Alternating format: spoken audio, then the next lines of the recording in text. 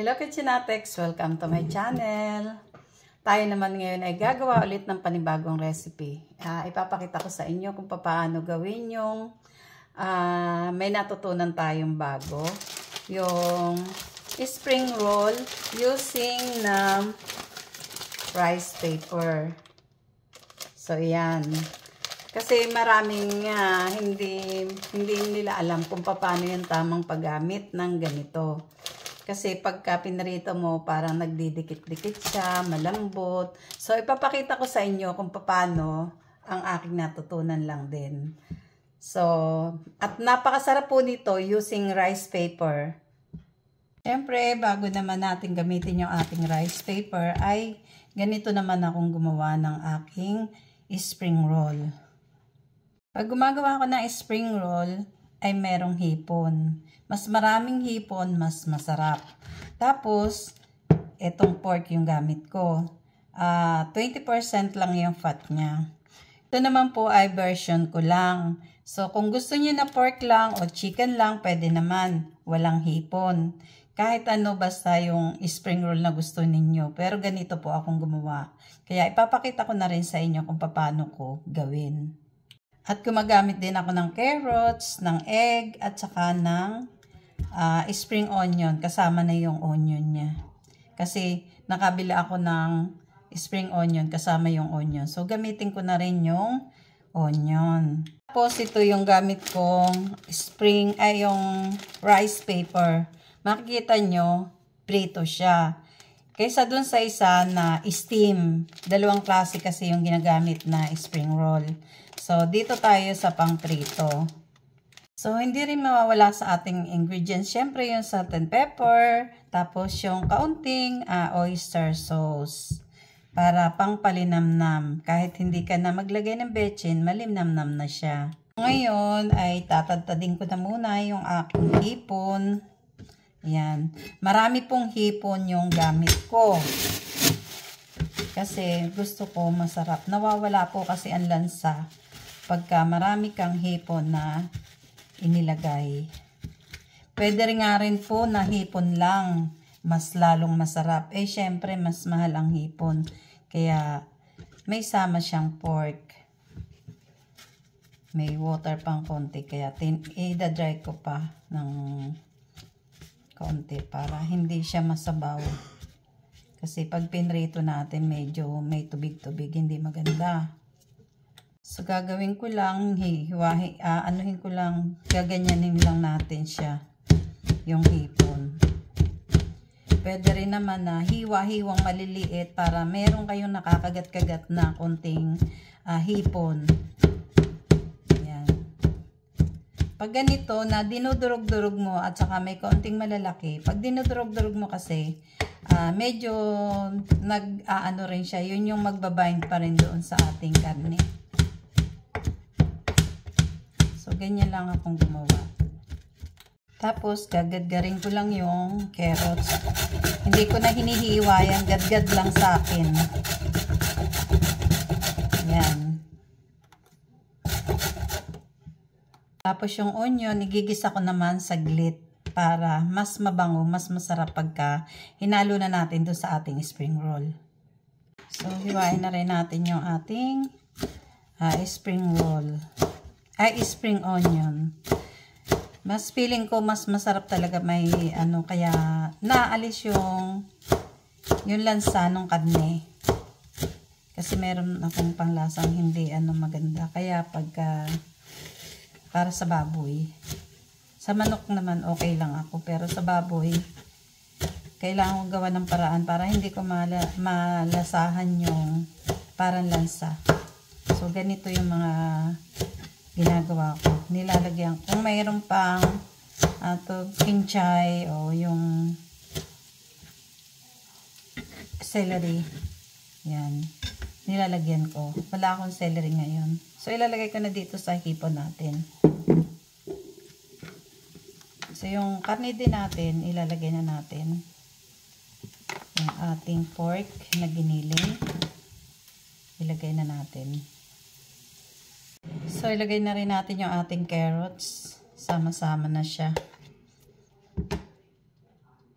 Okay, lagay na rin natin yung ating kinaramelize na onion. Masarap po pag kinaramelize natin, caramelize yung ating onion. Kasi lasang-lasa natin talaga yung onion niya. Lagay na rin natin yung egg.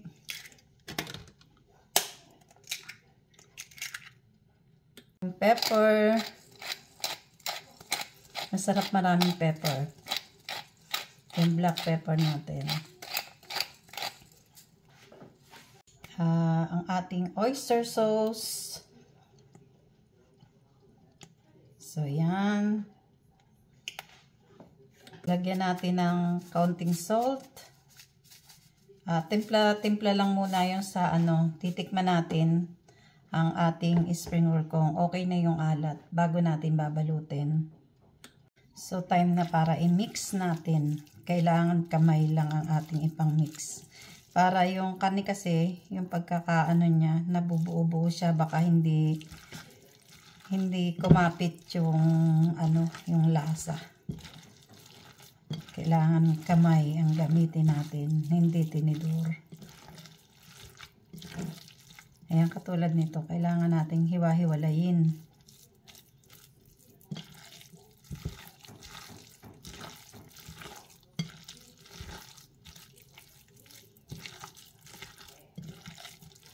Kasi dito po sa lugar namin, ang giling na giling talaga. Hindi katulad sa atin na medyo malalaki yung pagkakahilig ng baboy. Ngayon na, halo na natin lahat. Ang gagawin naman natin ay sprayan natin yung ating baking paper. Ito yung gagawin natin. Habang nagbabalot tayo, dito na natin siya ilalagay. Sprayan natin yung ating ito yung, kaya may ganito, ito yung sikreto. Kaya panoorin niyo po mabuti hanggang sa huli. So, bago natin balutin, magluluto tayo ng konti at titikman natin kung tama na ba yung asin. So, ito po titikman natin yung lasa ng ating spring roll. Tingnan nyo, buo naman siya kahit hindi pa siya nakabalot. Nabubuo na siya. Ayan buo.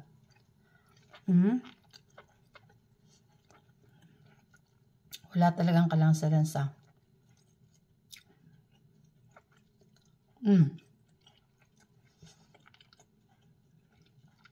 Tama-tama lang yung alat niya. So, okay na. Magbabalot na tayo. So, syempre sa pagbabalot natin, mayroon tayong kailangan tubig dito sa tabi natin. Yan.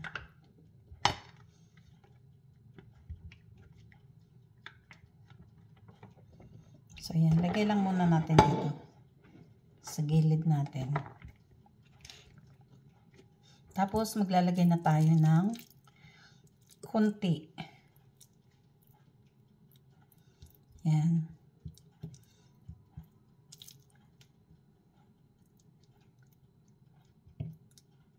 So, ganyan lang. At marami pa nga itong nilagay ko eh. Mas maganda, konti lang. Para tipid. Lalo na pag mahilig sa spring roll yung inyong bisita. Yan. Tupin natin pag ganito.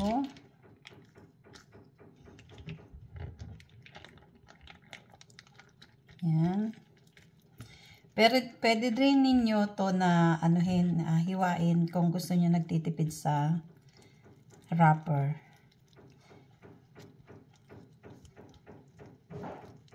So, ayan. So, direkta na natin tong ilalagay sa ating inisprayan na ng oil. Ayan. Ganyan na siya.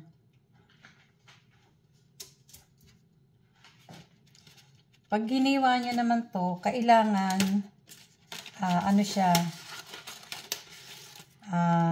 basa na. Kasi pag giniwa mo yan ang tawag dito, yung malutong, sigurado basag. Ito, katulad nito, basag to. Pero pwede pagdikitin natin yan. So, hiwain lang natin. Para yung kaputo lang yung gagawin natin. Ayan. So, yung kaputol, para dalawa siya. Maliliit lang yung, maliliit lang. Maliliit lang yung gagawin kasi masyado malaki yung ginawa ko. Pero gagawa din tayo ng maliit.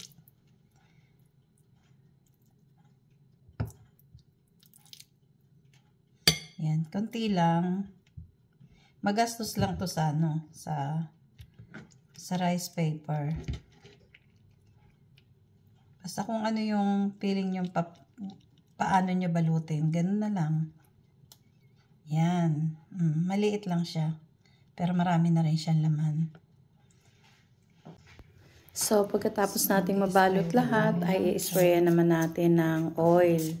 Bago natin ilagay sa oven. Yan yung sikreto niyan. So, spray lang natin ng kaunting oil. So, after natin malagay sa oven, saglit lang natin nilagay yan.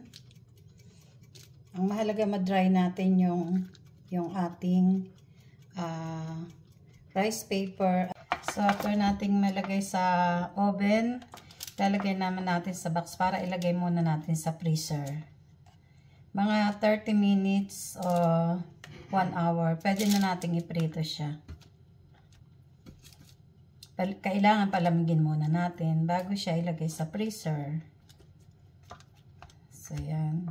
So, sa bawat layer ng ating spring roll, ay naglagay tayo ng plastic para pagka tatanggalin natin, madali siyang matanggal. So, ito, frozen na yung ating spring roll. Magpiprito naman tayo. So, sa maliit lang tayo magpiprito kasi sayang yung mantika. Ayan, nakita nyo naman. Frozen po yan.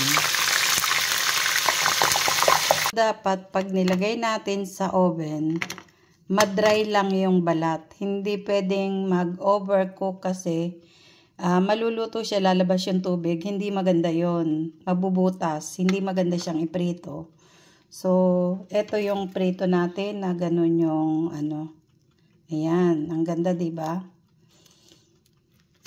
Tapos, pagka ganito naman ang mangyayari pag nabutas. Yung na-overcook. At saka pag manipis yung ating pagkakalagay, dapat isang piraso, isang ganito. So, yan. So, ito, nakaluto na tayo ng ilang piraso. Yan. Maganda po talaga. Basta hindi, pagka nilagay nyo sa oven, ay hindi mababasag. Kailangan hindi na lumabas yung tubig sa loob ng karne. Kailangan madry lang ito. Ayos na yan. Para hindi pumutok yung balat. Bago natin ilagay sa freezer. So, iyan naman po ay napakaganda. Napakaganda ng ating fried. Hindi siya nagdidikit-dikit. Ito yung mga pumutok. Ganyan. Yung pumutok siya. Kasi yung una kong salang may napasobra. Napasobra siya ng lagay sa oven. Kaya mga 5 minutes lang o 3 minutes okay na yon sa oven. Mga 180 degrees. Tapos 3 minutes, 5 minutes, ganun lang. Okay na siya. Tapos palalamigin natin. Tapos lalagay na natin sa freezer. So, napakatipid sa karne. Mas marami yung dough. Pero masarap siyang kainin pa rin. Kahit hindi siya sobrang dami ng karne. Pwede kayong gumawa ng kalahati lang. Tapos kalahati lang din yung laki. Yung maliliit lang din. Ang ganda po niya. Titikman natin. O, diba? Masarap.